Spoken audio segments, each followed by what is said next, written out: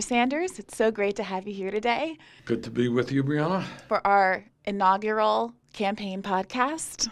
Yes, it is. Hear the First burn. of many. But this isn't your first time in a recording studio. Probably my 2 millionth. Well, a lot of people might not know about your podcast that you had from the Senate side.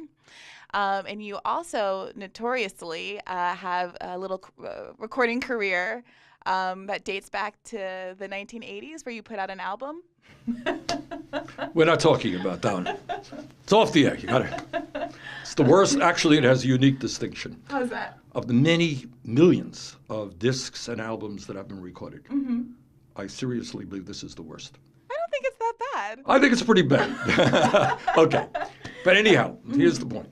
The point is that ever since I was mayor of Burlington way back in George Washington's time, I thought it was important to communicate directly with the people because I think the corporate media often does not allow us to focus on the most important issues facing the working families of this country. So from way back when, I did appreciate the importance of trying to, in one way or another, talk directly with people, and that's obviously what we're going to do in this campaign as well. So what is it, do you think, that people don't know about you at this point after having run a campaign in 2016 and gotten a lot more exposure to your political ideas which at this point have become mainstream? What do they still need to know? All my advisors tell me, my millions of advisors tell me that I don't talk enough about myself, which is probably true. You know, I happen to think that what is most important are the issues that people believe in. You have some really nice, good, honest folks out there who are good fathers, good mothers, good husbands, good wives, but they want to end Social Security, they want to end Medicare, they want to end Medicaid, they want to give huge tax breaks to the rich, you know. So I think what we need to do, sure, focus on character, and that's who people are, but you also have to focus on what people stand for and what they're doing. So I think it's a combination of both, and I probably have not been as forthright and open. You know, I'm running for president of the United States, and people want to know, who is this guy? You know, where did he come from? So let me just say a word or two about that. I think the two distinguishing factors that have shaped who I am as a political person have to do that I was born in a working class family in Brooklyn, New York. My father came to this country at the age of 17 without a nickel in his pocket. And I'll tell you something. A couple of years ago, my brother and I went to Poland, to the small rural town that he was born in. And it really did just shake me to think that a 17-year-old kid who couldn't speak a word of English, who had no money, came from a poor family, came all across this country, you know, to start a new life. That is something. And anyhow, he never made any money. And we lived in a rent-controlled 3.5-room apartment in Brooklyn, New York. And the struggles that my family had with money, not that we were poor, not that we were ever hungry, my father always had a job, just never made any money. You know, the expression paycheck, that's what we did. He lived paycheck to paycheck, and he and my mother would argue all the time about what they can afford to buy. And, you know, it was, and as I've said before, my mother's dream in life was to get out of that apartment and own what was called in Brooklyn a private house. Do you ever hear that expression? I haven't. Private house. All that meant when you grow up in Brooklyn in an apartment, some people on the block had a private home. It's a home. We lived in an apartment. So she wanted that. She died young. She never had that. The second, I think, part of my life that impacted me was being Jewish and growing up with the understanding that some of my father's family were killed by Hitler. And reading that and, you know, never understanding fully why it would be that you would have people who would murder millions of people because of their religion and so forth and so on. So I think those two factors help, you know, develop the politics that I have today. So you've spoken more recently about how your politics emerged, how those influences emerged once you went to college and found yourself exposed to perhaps different kinds of prejudice than you had been exposed to previously. Can you talk a little bit about that? That's right. I went to 1 year at Brooklyn College. My mother had died, and I just wanted to get out of Brooklyn and where I grew up, and I wanted to get away. And I ended up at the University of Chicago for my second year of college. And the University of Chicago was and is a very good school, but I ended up learning more off campus than I did in the classrooms. And what I was exposed to for the first time in my life was, the civil rights movement, and became involved in that in a little way. Uh, Exposed to the labor movement, got involved in that in a little way. Exposed to the peace movement and got involved in that in a little way. Met some great people, just some great people in the city of Chicago. And spent a whole lot of time down in the basement, in the stacks. I don't know if they use that expression. They do.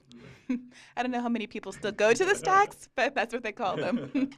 So buried, 18 miles down in the University of Chicago Harper Library, where I was reading everything except the books that I was supposed to be reading. Didn't do particularly well in school, but learned a whole lot about history and sociology and psychology and politics and so forth and so on.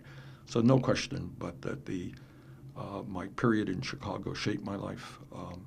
We got involved in the issue of the university owning segregated housing and fighting that, segregated schools in Chicago, got arrested in a demonstration there, and met some just very, very wonderful people who influenced my life. So I think a lot of people might be surprised by that a northern institution with a relatively liberal reputation would, at that point in American history, still have segregated housing. And I think a lot of why there's some dispute or controversy in this country about, why certain groups are still victims of, whether it's a racial wealth gap or a gender pay gap, is that they perceive events as very historical that were actually in very recent history. So can you talk a little bit more about your realization that the university had segregated housing and what you did? Well, the point that you made is a good point, is that it's one thing for people to talk a liberal game. And the University of Chicago was and is a good academic school, one of the great learning institutions in the country. But the truth is that at that point, they ran indisputably segregated housing. They owned a lot of housing in the area. And two things. I remember, like it was kind of yesterday, I was involved in a group which is now long defunct. It was called CORE, Congress on Racial Equality. Familiar with that? I am. Way back when. Not a lot of people remember it. It was run by a guy named James Farmer. And what we did is we sent a black couple into to look at housing, and they would say, "Oh, I'm sorry, we just have no housing available, sorry." And an hour later, we sent the white couple in and said, "Oh, well, we have 3 apartments over here. Which one would you like?" And we took that evidence to the university, and we ended up having a sit-in demonstration, one of the very first in the North. But I think it exposed to me not only the reality of segregated housing, but the hypocrisy, that's the word, of a liberal institution. And, that hypocrisy exists to today. And as you indicated, we have a nation with massive amounts of income and wealth inequality, and within that income and wealth inequality, you have incredible disparities between blacks and whites. So you have today, as you well know, you have a wealth gap of 10-to-1 between white families and black families. Infant mortality rates in the black community are atrocious, 2.5 times higher than a white community. Black kids are getting out of school much more deeply in debt, if they get out of school at all. Schools not getting the funding that they need in African American communities, et cetera, et cetera. It might surprise you to learn when I was in law school, actually, as part of the social justice group associated with the Black Student Association, we still are sending people to do those same housing tests. We would recruit black students and white students and students of other races to go and pretend to be couples or roommates looking for housing, and we still get bad results, in Boston. Right. So I think what a lot of people are curious about is how your personal history and how your engagement with these kinds of civil rights issues translated into your legislative career and your political career. Look, if you grow up in a family that struggled economically, you kind of know that you're not the only family in America then or now that is in that boat. And my criticism of the media, and I get very angry at this, is they don't deal with that reality. Okay, you know why Donald Trump was elected president? One of the reasons he was elected president is people turn on the TV and nobody is talking about the lives of working class people, black and white and Latino, who are struggling to put food on the table, to pay their rent. You got, I don't know how many, millions of people paying 40, 50, 60% of their limited incomes and housing. Who's talking about that? Well, I know a little bit about that. So my background shapes what I do politically. So what does it mean? I look around this country and I see, starting with the little kids. You tell me, this is the wealthiest country in the history of the world. We're seeing a proliferation of billionaires. Why do we have the highest rate of childhood poverty of almost any major country on earth? I mean, do we talk about it? More and more billionaires, and yet approximately 20% of the kids in this country living in poverty. If you live in poverty, the odds are you're not going to do well. And if you live in poverty, your parents are not going to give you decent child care, right? Every psychologist in the world tells us that 0 through 4 are the most important intellectual and emotional years of a human being's life. We have a dysfunctional child care system. Our public school system is failing. Not in all communities. Some communities are doing great. But in many communities, often minority communities, inexperienced teachers, underpaid teachers, families that are dysfunctional, kids who are, not doing well. Kids can't go to college because they can't afford it. You got 40 million people leaving school deeply in debt. Are you one of those? I absolutely am. I am. In fact, statistically, Black women graduate with more debt than any other group. And part of that has to do with the racial wealth gap and the ability or lack thereof of families to pay people's loans. And, I'm very lucky to have gone to a great institution, but I compare myself to some of my peers who are buying brownstones in Brooklyn and And you are living a great working, life. for me, at starvation wages. How grossly unfair. I'm doing it's okay.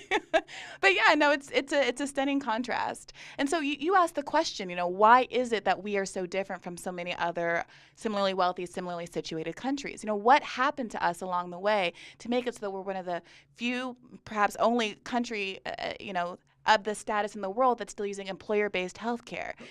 And Brianna, I think, and I've said this a million times, that it is more important to ask the right questions than to give the right answers. In other words, you can ask me some dumb question in the news today. It's awesome. You go on TV.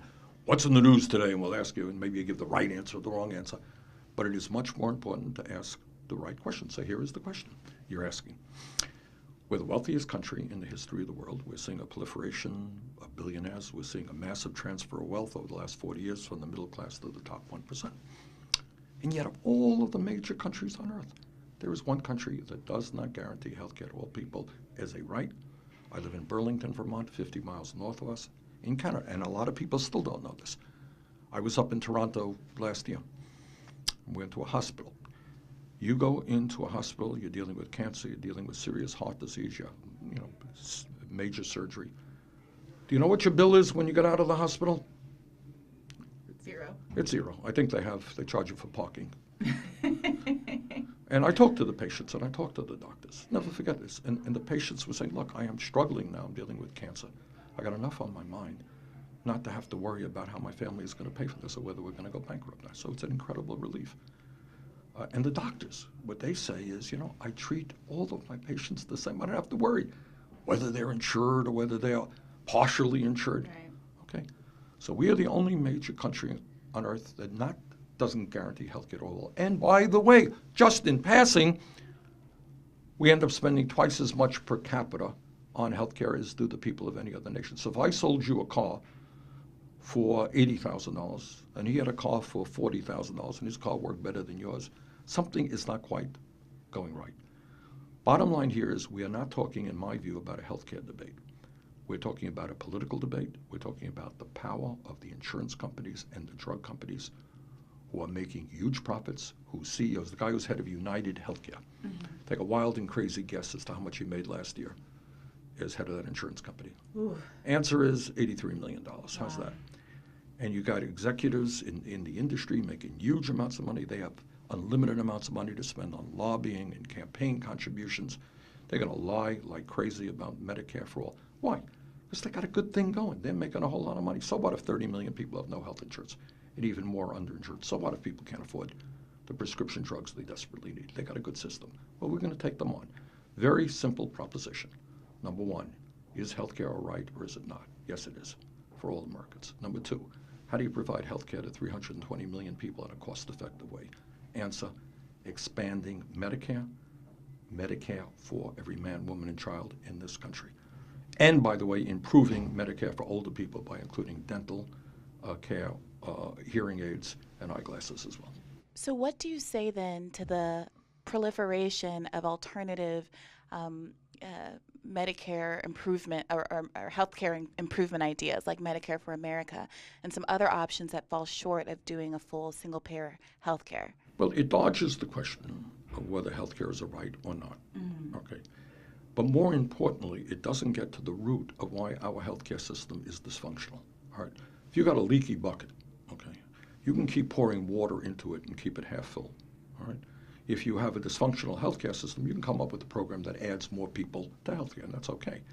But you got to get to the root of the problem. What's the root of the problem? The current healthcare system is not designed to provide healthcare for all. It's designed to make profits and huge compensation packages for the people who run the system. And it is incredibly wasteful. It's an administrative nightmare. We waste hundreds and hundreds of billions of dollars every single year on administering over 1,000 different private healthcare programs in this country. So we need a simple system where we put money into doctors and nurses and disease prevention rather than making the insurance industry rich. I think a lot of what people also gets kind of lost in this conversation is the extent to which the savings come from cutting out that middleman, cutting out the insurance industry.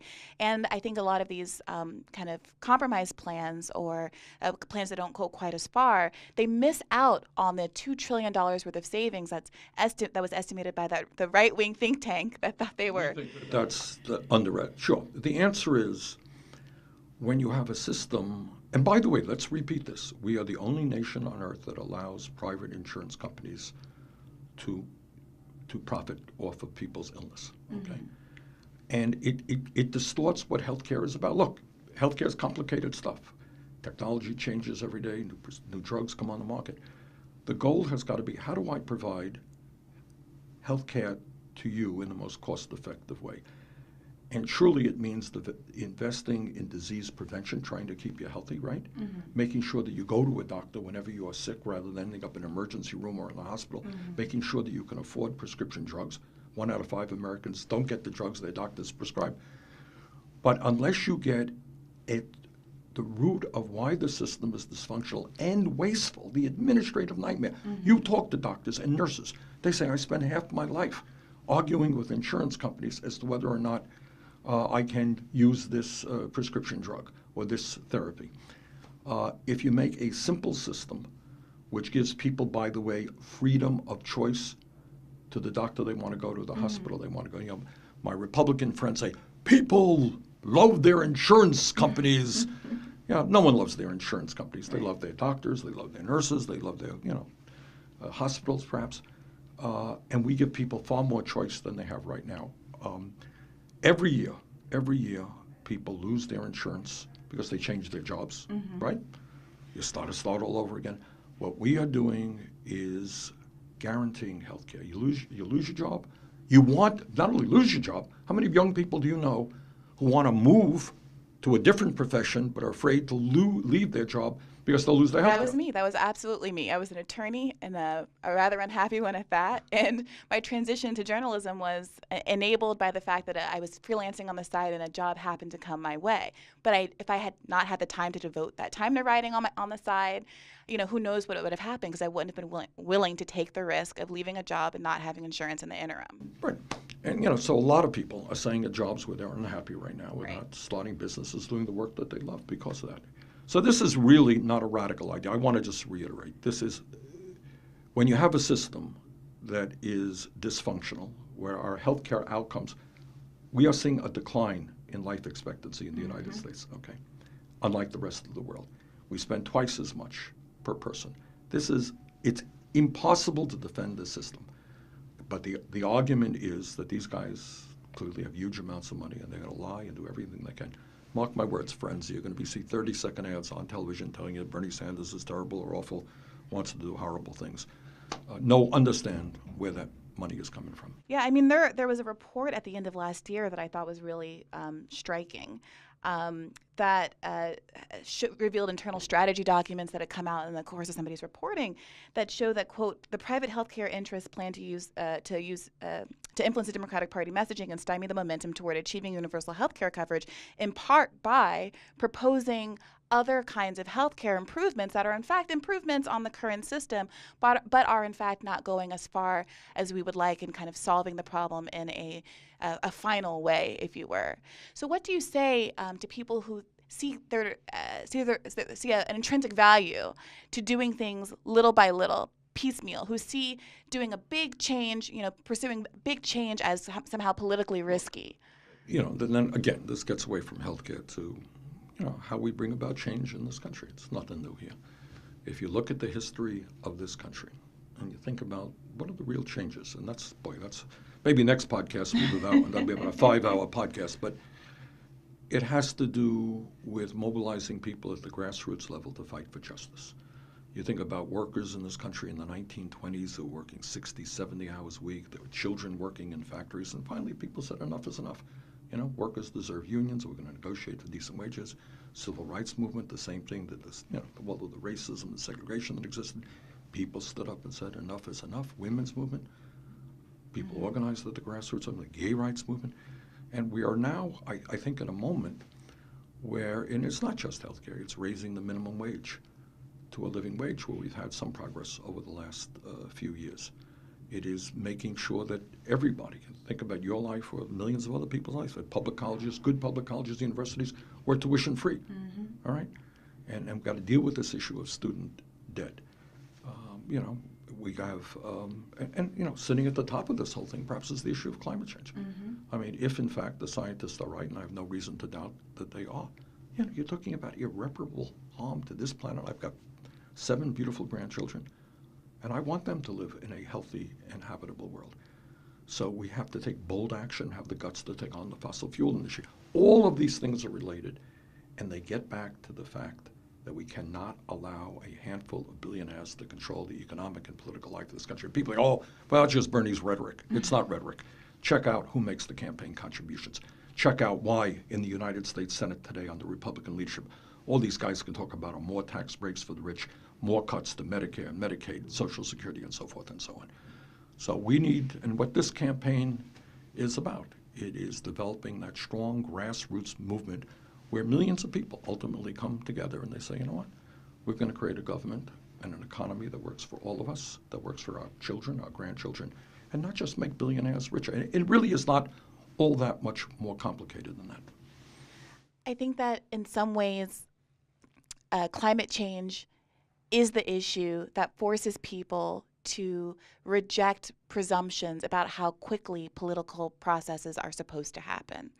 And I think the recent climate report that gives us 12 years to make substantive changes. And to be clear, those 12 years are to ameliorate what's already kind of a disaster, right?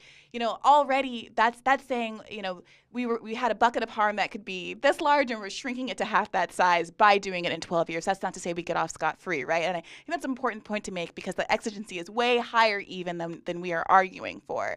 But I'm hopeful that because people are thinking differently, because climate change has changed their perspective and their lens, they realize that the same way that the climate is vulnerable, that there are people who've been living lives that are lacking in dignity, that are lacking in freedom and the ability to really self-exercise because they don't have access to health care, because they don't have the freedom to change their job, because they don't have the ability to earn a wage that would enable them to afford a one-bedroom apartment. In no state in this country, as you well know, can a person earning the federal minimum wage afford the average price of a one-bedroom apartment. I was in San Francisco in the airport, and we dropped in and talked to some airport workers there. Guys were making $18 an hour, and he was paying over $20,000 a year for rent. And California rent is off the charts, but that's the point. Yeah. All right.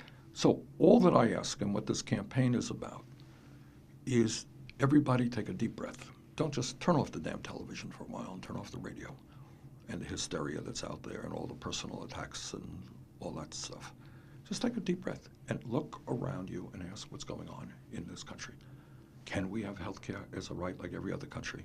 I think so. Can you raise the minimum wage to a living wage so that nobody who works 40 hours a week lives in poverty? Yeah. Is it a radical idea to say that young people should be able to go to college regardless of their income by making, this whole thing about making public colleges and universities tuition free? Do you know how much the University of California cost, what was it, 50, 60 years ago? How much? No, it was free. Oh, well, right. That was the answer. Brooklyn Right. College, City College in New York. Brooklyn College. These were great schools. These were not, third-rate schools. These were some of the best colleges in America. They were virtually tuition free. Yeah, And now 50 years later, people are going deeply into debt. Does that make sense? it does not. All right. So this is the point that I want to make, and I guess we're going to wrap this thing up fairly soon, is just think big. These are not radical ideas. You can create an economy that works for everybody. We can do what every other country on earth does. Healthcare is a human right. We have got to, as Brianna just said, address this looming existential, if you like, crisis of climate change. I mean, do we really want to leave a planet to our kids and grandchildren, great-grandchildren? They're going to be uninhabitable. But all of these things, and I think what makes this campaign a little bit different than others, is we understand that to accomplish those goals, which are unto themselves not radical, they're common sense really, supported by a majority of the American people, you're going to have to struggle. You're going to have to struggle because there are very powerful forces in the fossil fuel industry and, in the big money interest who really are going to do everything they can to maintain the status quo. Well, thank you so much for taking the time to talk to us today in the midst of your busy campaign schedule. And I look forward to having a lot more of these conversations over the coming weeks and months. Okay, you got it. Thank you. you.